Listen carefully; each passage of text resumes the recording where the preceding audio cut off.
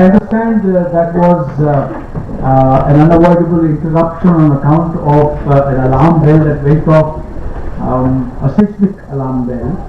Let me tell you that we don't want Mexico to be the epicenter of seismic activity. We want it to be the epicenter of economic activity in the future. So this is my earnest wish for Mexico, and I'm quite sure that Mexico will attain new heights in years to come in the economic field. I was talking to you about India and China, and I gave you the historical context, a context which makes it a historical necessity for India and China to develop good, cooperative, mutually beneficial relations. As I said, today India attaches the highest priority to its relations with China and to further developing its friendly and cooperative ties which have existed throughout history. And today India and China enjoy a full spectrum relationship, a relationship in which undoubtedly there are elements of both cooperation and competition, but competition is not to be misconstrued as rivalry. When we speak of cooperation, elements of cooperation and competition, we are talking about healthy competition, we are talking about competition and cooperation among two very friendly countries and partners, essentially. So this is something which people must realize and must understand. There is no rivalry between India and China. The regular high-level dialogue between our political leaders and Chinese leaders gives the necessary impetus to this relationship at all times. The highest leadership in both countries, and I quoted to you a while earlier what the late leader, senior Chinese leader Deng Xiaoping had said about India and China. And that sentiment continues to guide our thinking even today on both sides. Both the Indian and Chinese leaderships have realized that it is in the interest of both India and China to develop and deepen our relations and to broaden areas of cooperation and not confrontation.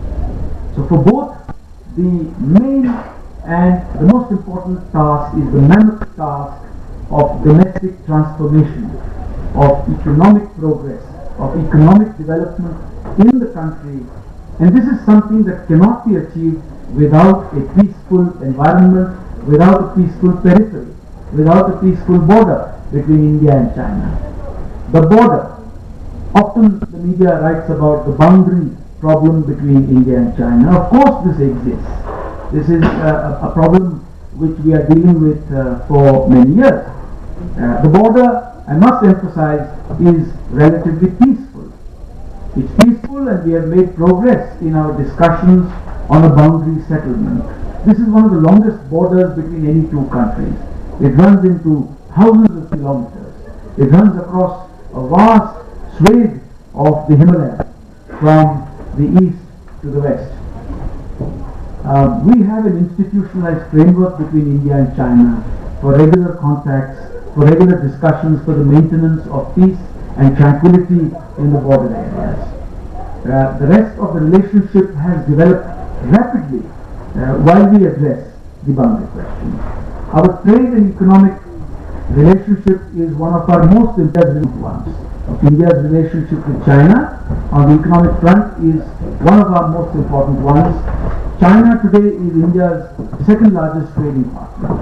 This should not come as a surprise, because most countries today would end up saying the same thing, that China is either our biggest or second biggest trade partner. There's no avoiding that today. China is India's largest trading partner in goods and a major source of equipment for important industrial sectors. Our trade for 2013 stood at US dollars 65.47 billion US dollars. I think that's almost the same figure of bilateral trade between Mexico and China, roughly $65 billion. But India exports about US dollars 17.03 billion and imports about US dollars 48.44 billion. On that count, I dare say we are doing a little better than Mexico, because Mexico is not exporting as much to the People's Republic. So I think this whole question of an adverse trade balance between economies around the world and China is something that is a familiar story no matter which part of the world you live in, and it is something that most countries grapple with. So too is India, grappling with the adverse trade balance and looking for ways and means to promote our manufactured goods and products, our agricultural products in the Chinese market. India and China also work together and stand together on several international issues. We find that our interests coincide on several global issues. We now consult regularly with each other on matters of regional and global significance.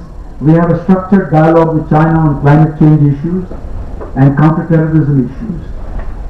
In our term as a non-permanent member of the UN Security Council, we had started a mechanism of consultation with China on all UN issues. So we have frequent consultations in multilateral fora such as the WTO, G20, the BRICS, etc. And during his visit to China in October 2013, our Prime Minister outlined 8 specific areas for cooperation between India and China: energy security, food security, a rules-based open international trade regime, global economic environment, climate change, stable global order, and a peaceful periphery. Our people-to-people linkages have also grown in recent years. We exchange youth delegations, and there are thousands of Indian students today in China, including students who are in medical schools around the country. There is absolutely no reason, therefore, why India-China relations cannot continue to develop positively in the future as they have over the last 30 years and as they have over the last 3,000 years. India has achieved high rates of economic growth, but the challenge for India today is to provide proper education and training to its vast youthful population. A full 50% of India's 1.2 billion people is below the age of 25 years. So we have 600 million people below the age of 25. This is one of India's biggest challenges, that we need to educate our youth and convert this very potent force into a positive vector, a positive force for economic development, to put the youth into the mainstream of economic and social progress in India in the future. Similarly, one of the largest challenges before China today, which is another country, as I said, with a similarly very large population, is its aging problem. So there is a slight difference between the kind of problem we face because of our population and the kind of problem that China is facing. We are facing the problem of ensuring that our youth is integrated and educated. China, on the other hand, is facing a very, very severe problem of an aging population. And there are people, Chinese social scientists and economists, who sometimes raise the question, will China truly become rich before it becomes old? And that will remain a challenge for China to deal with in years to come. So these are the kind of preoccupations that we have.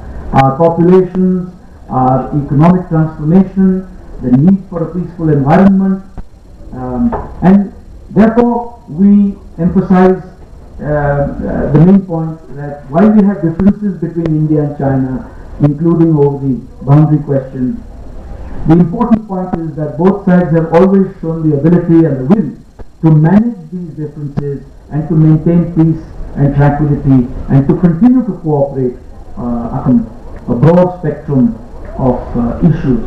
We have over the years created a very useful framework for bilateral dialogue. There are several agreements and mechanisms for consultations, including between the armed forces of India and China. The armed forces of India and China are in regular touch. They have regular consultations and dialogue, and often also engage in joint exercises between the two countries. This ensures that differences in one part of the relationship do not impact adversely on the rest of the relationship, which is mutually beneficial and extraordinarily important, not just to the future of India and China, but important in the context of regional and global peace and progress and development. So this we look at with great optimism in the future. Our relations with China, we will continue to work to reduce this vast trade deficit that we have currently with China. Last year it stood at an all-time high of US dollars 31.42 billion US dollars, the trade deficit. About 10 years ago, almost 50% of India's exports to China comprised of only one item. It used to be iron ore. Vast quantities of iron ore going to China. But over the years, India's exports have diversified, become more competitive. But there still remain challenges in terms of access to the domestic Chinese market for India's products, information technology products, agriculture products, pharmaceuticals, etc. But we have a forum of CEOs and a bilateral joint working group that addresses these trade challenges. The larger issues of the economic type are also addressed in a strategic economic dialogue that we have. Like the Chinese have a strategic and economic dialogue with America, we have a strategic economic dialogue with China, which has already met thrice, if I'm not mistaken.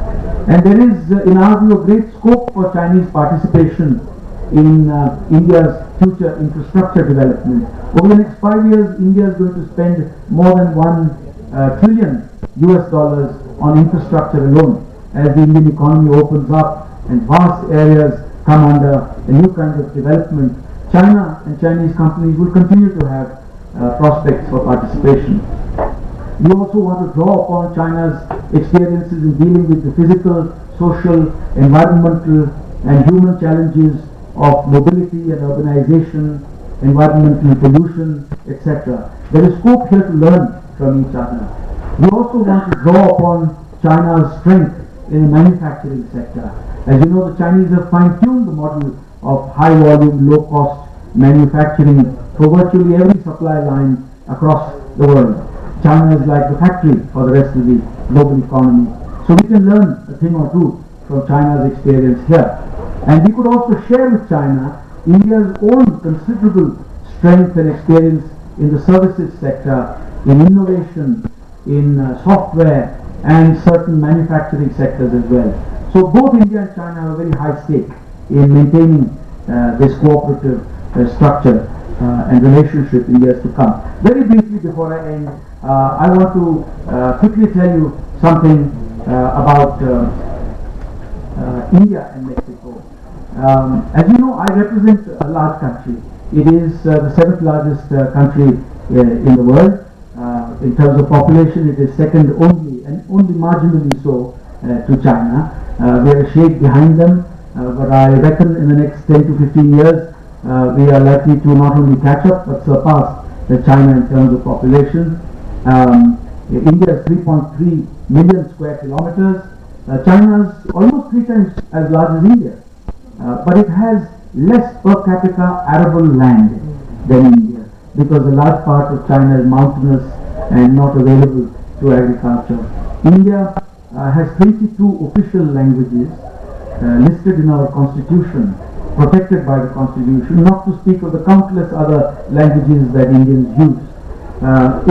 India is the world's oldest democracy. I'm reminded here of what my foreign minister told the Chilean foreign minister some time ago in good humor.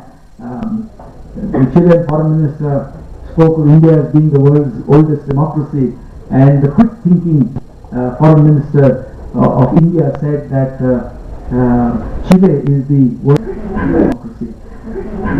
Which it is.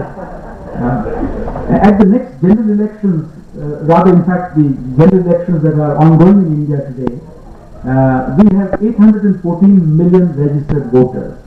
So in a short while, India will have a new government in place, but our foreign policy will continue to be guided by the main constructs that have guided it in the past. No reference to India is complete without a reference to Mahatma Gandhi, whose values of peace and non-violence are revered around the world, and particularly so in Mexico. So I should mention this to you because today Gandhi is patrimony of the world, and even in Mexico his statues and busts are to be seen not only in Mexico City but Guadalajara, Acapulco, in San Luis Potosi, in Matehuala, etc. India today is the world's 10th largest economy, and in terms of purchasing power parity, it's the 3rd largest. Its achievements in agriculture, nuclear energy, information technology, etc. are well known. India is one of the few countries in the world, a handful, which has its own full-fledged space program, including a commercial space launch program for other countries.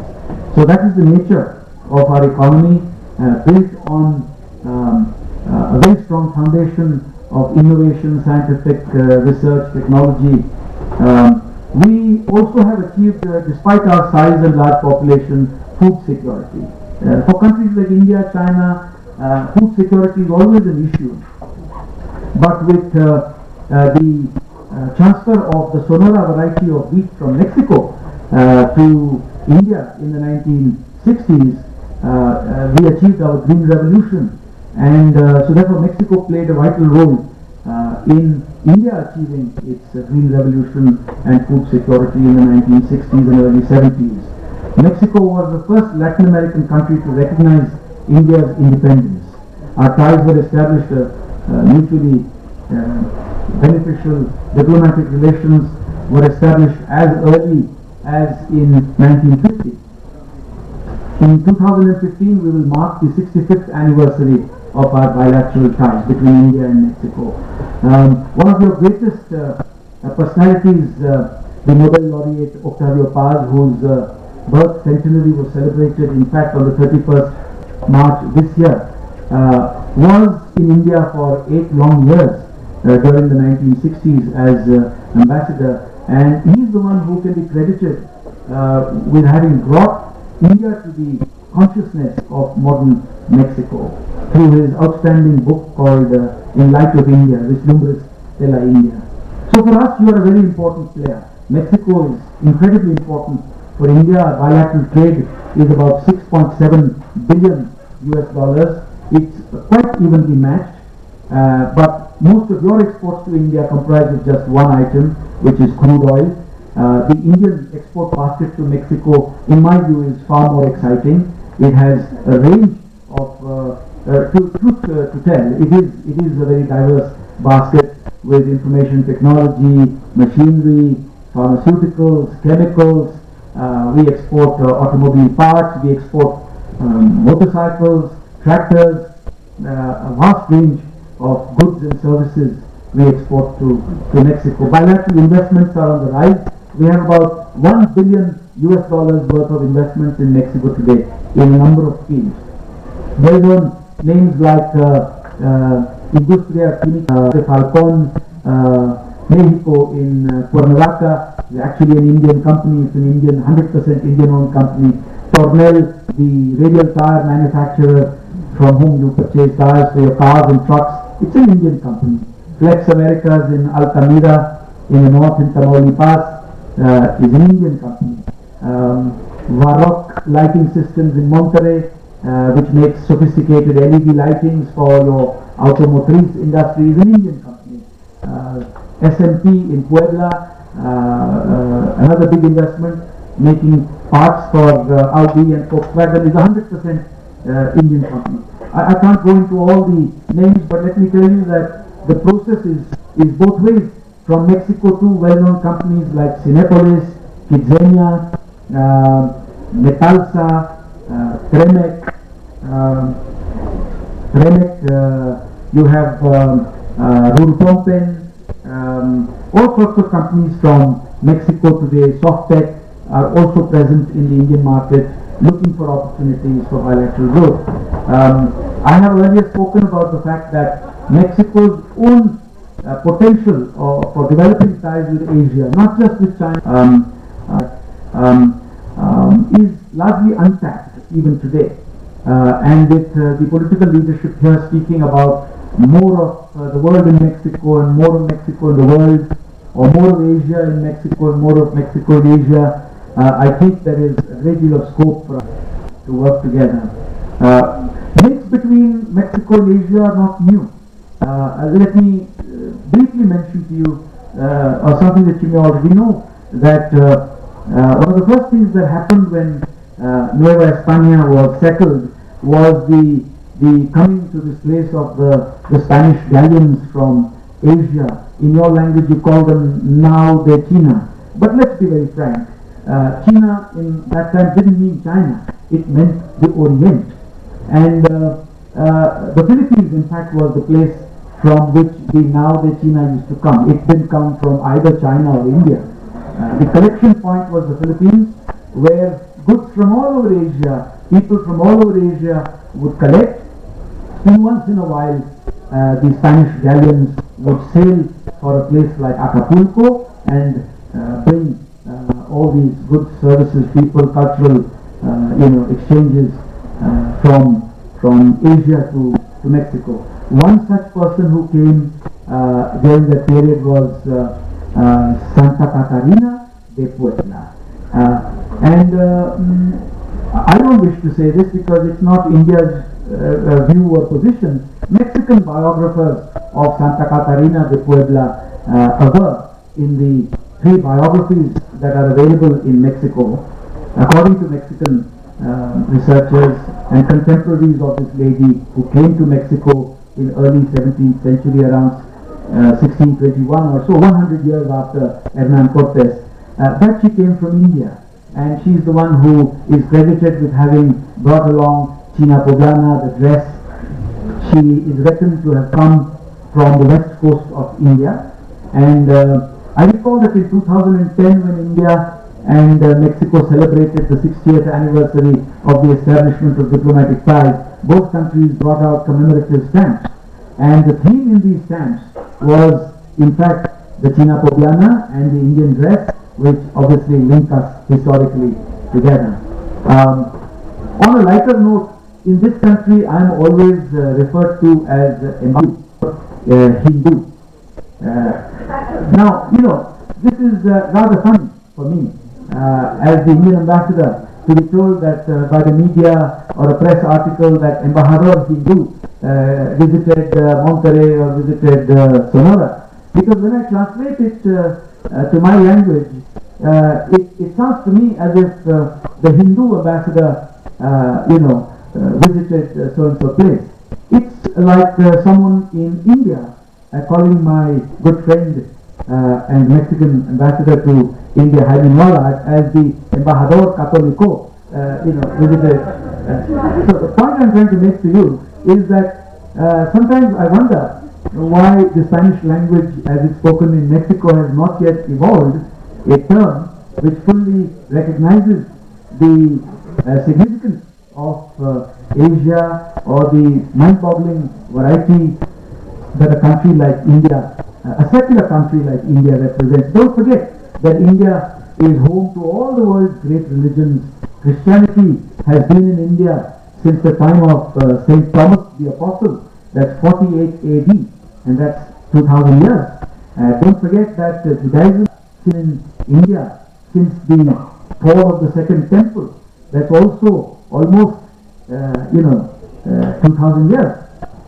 It is also, India is home to Buddhism, Jainism, Christianity. It is also home to the world's second largest Muslim population that could be found anywhere. So I would love to be referred to as Embajador de la República de la India. That's much better. But with these few words, I think I'll stop here and invite you to raise a few questions if you're interested. And thank you very much for listening patiently despite the interruption.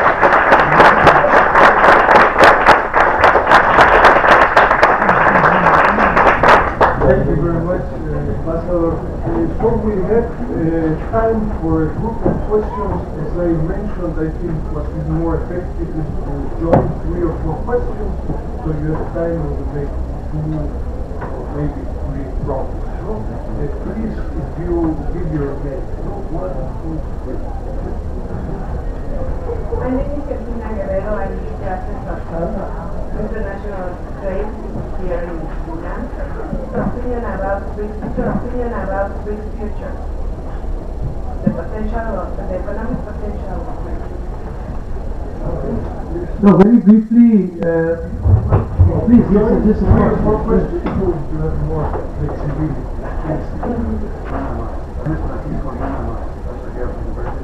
So I apologize for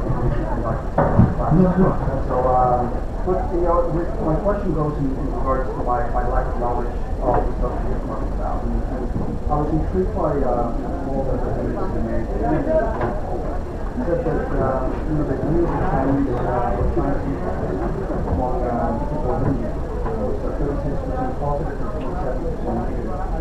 And what really was intriguing to me was the view of Indians influenced by China.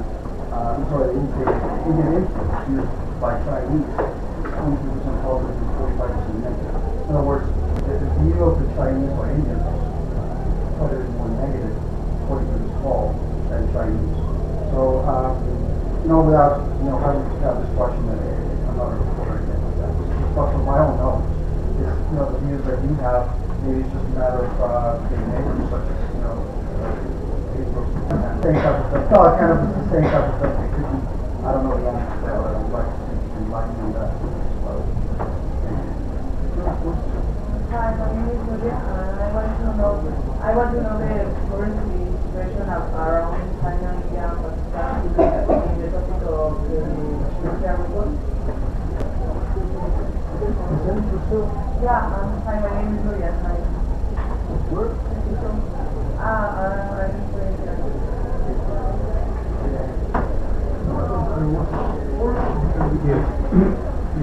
Hello, Mr. Embajada. Thank you very much for your presentation. It was really interesting. My name is Juan Rocha. I work for the Mexican Exim Bank. And I am interested in Chinese foreign direct investment in India. You said that you have a very important infrastructure program in India, and you expect that Indian companies will participate in that project. Right now, I want to know in which sector Chinese companies, foreign direct investment, participate in China, in India. Thank you very much. Very briefly, I think BRICS is a very important framework. It used to be BRIC. It subsequently, with the addition of South Africa, became BRICS. So it's Brazil, Russia, India, China, and now South Africa as well. As you know, this concept was first noted in the writings of and pronouncements of Goldman Sachs, and that was like more than 10 years ago, when they had generally looked at the vast changes taking place in the global economy and assessed that large countries like Brazil and Russia are likely to fuel, literally, parts of the global economy in years to come with their vast natural resources. And I think that prediction has come true in the last 10 years or so, and that countries like India and China were likely to be the mainstay of, for instance, in the case of India, services and software, and in the case of China, hardware and manufacturing. And South Africa, I mentioned earlier, was one of the large emerging economies. So this is a very important structure which has also evolved into many cooperative ventures, and I think its future is bright. It's a group of countries that exchange views and look to cooperating with one another to deal with the rapidly changing global economic scenario. It's not to the exclusion of others or anything like that. So I have a very positive and optimistic view of the BRICS and its various summits and various cooperative structures that have emerged from that. The view of China in India, I think we must always take all these polls with a pinch of salt. In India, in India we have so many, we have 300 channels for instance. There's always a live debate going on each one of them. I told you we have 22 languages. We have thousands of newspapers, 300 TV channels. Now that's not a small number. I'd like you to quote me another country which has 300 channels, live TV channels, relaying 24 hours, all kinds of debates, discourses. So in a large country like India, you will always find a debate taking place on every subject. Issues, on our domestic issues, on our politics. It also takes place on our foreign policy. India is a democracy. We do not bar anyone from expressing their views. So whatever you read about any country in terms of polls, etc., you must keep this in mind. The second point is that the fundamentals of India's relationship with China are strong and positive. They are oriented towards cooperation, not confrontation. As I said before, they are oriented towards friendship and cooperation, yes, albeit with a healthy dose of competition in some sectors, but we are all competing with each other today for markets, for access to markets, for natural resources around the world. So what's wrong with that? That only spurs us to do better.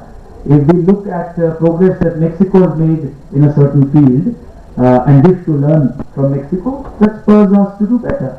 So we look at India and China in the continued context of our friendly and cooperative ties, not rivalry. We have problems, those cannot be denied. There are problems, well, you too have problems with many countries on the trade front. But that doesn't mean that we do not have friendly and cooperative ties. This is not a zero-sum game, where it's all or nothing. Complex world today, even a more complex world today. There are so many challenges and we have to learn to give and take. On the question of China, India, Pakistan and the nuclear question, let me put it this way, that through a continued dialogue between India and China, we have always emphasize the importance of both India and China being sensitive to each other's concerns. And when India has any concerns about, for instance, say the role of a neighboring country in our region, we always convey it frankly across the table, and it is understood, and the point is taken by our interlocutors. In the case of China, if we have any concerns, we do convey them. And likewise, if they have any concerns, they will raise it with us. So on the question of India, Pakistan, China, yes, we have conveyed our concerns in the past, and we have pointed out to China that this is a sensitive issue for India, etc. And this is conducted in the most amicable of manners, as is befitting to large countries, India and China, that engage in a frank and friendly dialogue. The FDI in India is to be seen across the board in many sectors. I remember in the 1990s, a number of Chinese companies came in through what is called the automatic route of approval for foreign direct investment, which is a window operated by the Reserve Bank of India, under which many companies can come in when investments are to be made in India. They've come in telecommunications, they've come in information technology, they have come in the power sector, they have come in infrastructure like roads, toll roads, highways, etc. So there is even some in white goods for which China is well known. Mexico is also a big white goods manufacturer. So almost all sectors in the Indian economy today are open to foreign direct investment 100%. Where there are some restrictions, it is still 75%. Restrictions in some sectors, you can still put in 49% of FDI, but most sectors are open to 100% FDI. And there is no bar on Chinese investments coming to India. So the Chinese investments are as welcomed in India as we welcome others, provided that it fits in with regard to the regulatory mechanisms and the procedures that have to be followed. And so we will make another group. Yes?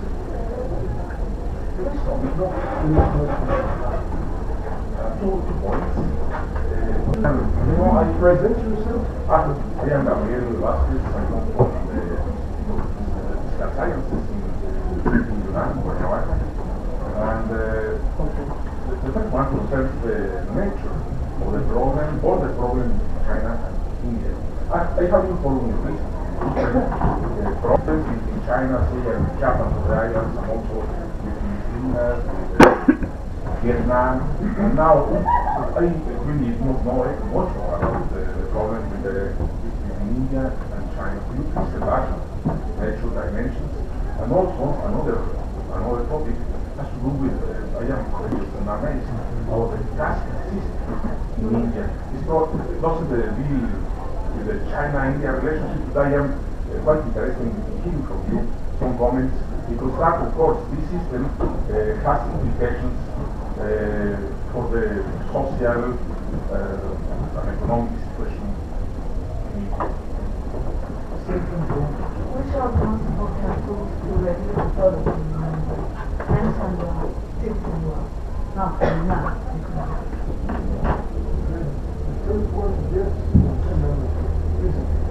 Thank you very much. Please. Thank you very much for your speech, Mr. Ambassador. I have a question for you. As you know, there is an increasing number of Chinese investment in Latin America, and mainly they are concentrated in the sector of natural resources as oil, minerals. So I would like to know your opinion about is there something in common between the Chinese investments in Latin America and the Indian investments in Latin America? If not, what's the difference?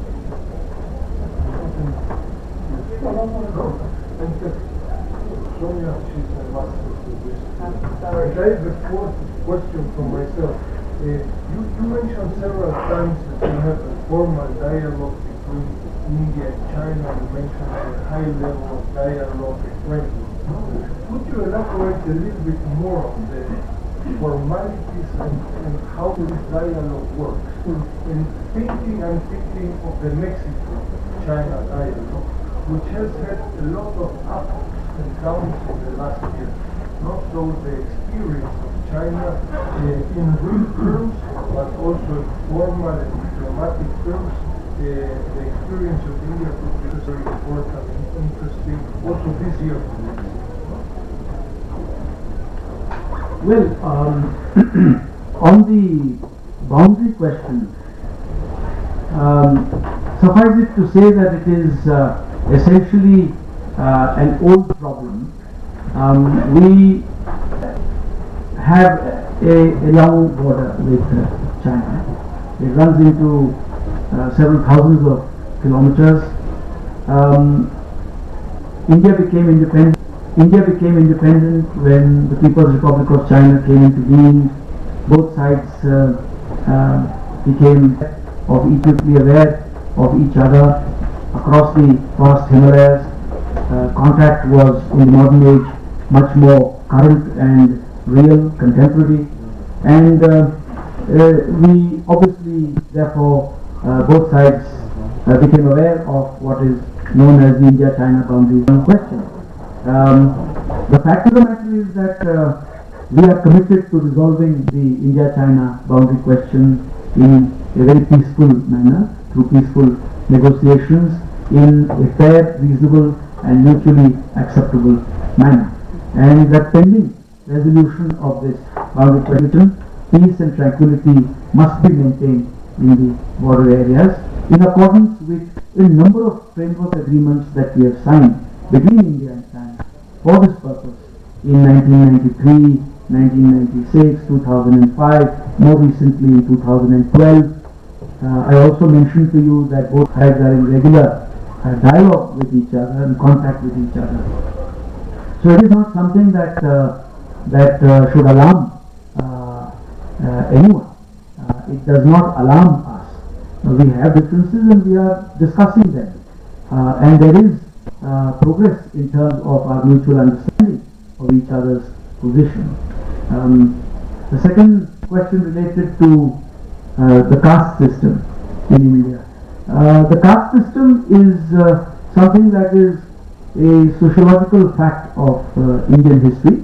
But what you need to keep in mind is that modern India, with its constitution as adopted by the Republic of India in 1950, we achieved independence in 1947 and it became a republic in 1950.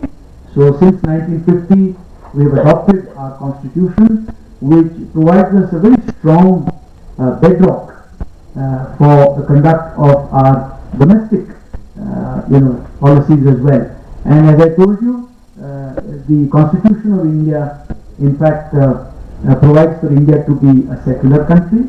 There is no national religion that India has. In fact, we don't have a national language as such. There are linked languages in India, official languages. We call them official languages, which, for instance, which kind of bind most of our states together, while allowing 22 languages in all to be recognized under the Constitution and to be used. Likewise, in terms of our Constitution provides for complete equality by law to all sections of society. Now, these are very stringent and firm provisions of the Indian Constitution. The Indian Constitution wields awesome power in India. It acts as a framework in which the entire system is guided by checks and balances. And there is no single point in the Indian political system where power can be concentrated in the hands of anyone or any individual. So there is obviously a fine-tuned balance that we have achieved between the executive, that is the government, our judiciary, that is the parliament, our constitution, the media, etc., all playing a role. There is tremendous provision under law, under the constitution, for freedom of speech, for equality, equality in terms of social opportunity and social opportunities. And as far as the caste system is concerned, modern India is a country experiencing a great deal of social flux, economic flux. There has been tremendous progress in India over the last 60 years. The population does not see itself in historical terms anymore. This whole process of urbanization, social mobility has brought about tremendous breakdown in any kind of old social barriers that might have existed as perhaps defined by the caste system. In the rural areas, the concept of caste may still be stronger than in the urban areas, and that is something that is a given fact. But as I said before, the Constitution provides for equality, and the progress that we are making on the economic front, television channels, media, the explosion in terms of the information age, this has broken down most barriers of the past. So there is much greater cohesion and oneness and unity in society, as distinct from any kind of straitjacket that you might read about in old books by sociologists.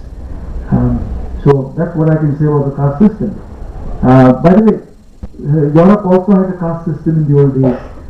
If you read a thing or two about Japan, Japan also had a caste system. In ancient China also you had a caste system, and caste system is to be understood in the context of the vocations also that people followed in the past. Historically, if somebody was a farmer, his progeny child was likely to be a farmer. If somebody was an iron, blacksmith, for instance, his child was likely to be a blacksmith.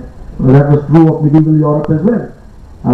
So our caste system must also be seen in terms of the vocations that had historically developed in Indian society. And as I told you, these barriers are breaking down like never before. Tools to reduce poverty in India. Very briefly, the government of India, apart from the constitutional provisions, apart from efforts to develop the economy so as to generate more employment, the government has also put in place large numbers of schemes for rural employment. One way to reduce poverty is to provide some kind of economic activity and jobs. One of the greatest successes that we have had in India in recent years is the National Rural Employment Guarantee Scheme. The full details of which are available on the Government of India's website. But in a nutshell, what I meant was that the Government of India would take employment out to the villages and create projects, infrastructure projects, etc., building of roads, dams, etc., and guarantee every adult in the rural areas 100 days of employment every year, man and woman. Well, in many cases, what really happened was that an entire family from a village would come out to work on the project, and 3 or 4 members of the family would be guaranteed work of 100 days every year. That, I think, also made a major impact, apart from many other schemes. The National Rural Employment Guarantee Scheme of the Government of India played a very major role in bringing new type of prosperity readily available hands of the poorest power to the hands of the poorest of the poor. More recently, the Government of India has also created a scheme whereby every Indian is registered under the National Identification scheme. Everyone will have an ID card, and the idea is to provide them some kind of security, including food security, not necessarily by distributing food, because we experienced some problems in the public distribution system of providing food at very subsidized rates to the poorest of the poor. So now the idea is that we would actually put money in the hands of the poorest of the poor by bringing them onto the radar by giving them ID cards. So they have a name, they have an ID card, and they have a bank account, and then put money directly into their hands so that you obviate and short-circuit any problems that you might have in the system. We don't want money along the way to be misused, for instance. We don't want any blockages in the system. So this outreach to the poorest of the poor in the rural areas is very important. Other things like for the rural people, including the girl child, these are going to play very important roles, because if we can educate all the women in the rural areas, they are the mothers of tomorrow, and most education starts with the mother. If the mother is educated, the child is more likely to be educated, and that eventually will have an impact on poverty eradication. I'm sorry, I've been rambling along, but there's 2 more points here. What is common between China and India in terms of investments in Latin America? I agree with you that the first surge in investment from both China and India, I'm talking about investments, not about a trade or an overall economic relationship, but in terms of investments, yes, both China and India are large economies. They are energy hungry, and they have a great requirement of natural resources for their economy. So you've seen this in Chinese investments in many parts of the world, including in Latin America. And yes, there is something in common with the Indian investments coming into Latin America. India has something like $17 billion worth of investments in Latin America. I'm talking about Latin America. And a large part of this is in natural resources, in petroleum and crude. In Venezuela, we have billions of dollars worth of investment in the oil sector. So this is a trend, yes. But the trend is also, I think, going to change. For India, in my view, as far as Latin America is concerned, it's the second fastest growing region in the world. The economies of this region are doing well. Their index regional integration alongside efforts of Latin American countries to integrate with the Asia Pacific. Like you've seen it in the Pacific Alliance, for instance. Further south in Latin America, you saw it in Mercosur, which has its own advantages and difficulties. So there are new opportunities for investments. Our investments in Mexico, we don't have a penny in the natural resources sector. We have nothing in mining here, and we have nothing in the oil sector.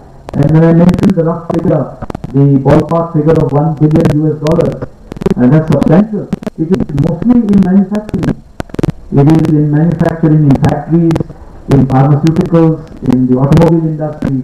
So the nature of this opportunity is changing in Latin America. And that is going to be true of China as well, because under the TPP, the Trans-Pacific Partnership, for instance, when the rules of origin kick in, there are complicated rules of origin, for instance, and eventually only those countries that have negotiated these partnerships under the TPP will be offering each other those advantages in a duty rate. How will China is not part of the TPP negotiation. China is selling something like $58 billion worth of goods to Mexico today. When the rules of origin kick in, and there are Mexican goods with Chinese parts that are going to NAFTA as part of your very large export, what will happen to those products? Will, for instance, the United States give the same, favorable duty structures to Mexican goods containing Chinese parts when the rules of origin kick in? What will this mean? Do you think China is going to give up on a market which takes $58 billion worth of goods from China? No. In my view, and purely from an economic point of view, it might encourage Chinese companies to take on in Mexico, to take on a Mexican identity, be part of the Mexican economy, receive national treatment, manufacture here, get those goods still, be part of Mexican goods that are being exported to NAFTA and survive. So the nature of both Indian and Chinese investment, in my view, purely from an economic point of view, is undergoing change in Latin America. No longer bound only to natural resources. Lastly, the framework of dialogue between India and China, we have dialogue at the level of our APEX leadership, regular dialogue, annual dialogue. Our Prime Minister meets regularly with the Chinese President and the Chinese Premier. We have regular consultations between the two foreign ministries. We have Foreign Office consultations on a regular basis between the Foreign Ministry of India and the Foreign Ministry of China. Between our economic ministries, as I told you, we have a regular dialogue. Also at the APEX level, we call it the Strategic Economic Dialogue. For the last 3 years, it's met quite regularly. We've had 3 rounds. The most recent dialogue was held, economic dialogue was held in Beijing. So that is doing quite well. At a broader level, we have a dialogue between, for instance, the two ministries of defense on a regular basis. So it's a very broad-based dialogue that we today have between India and China, and it's working well at a number of levels.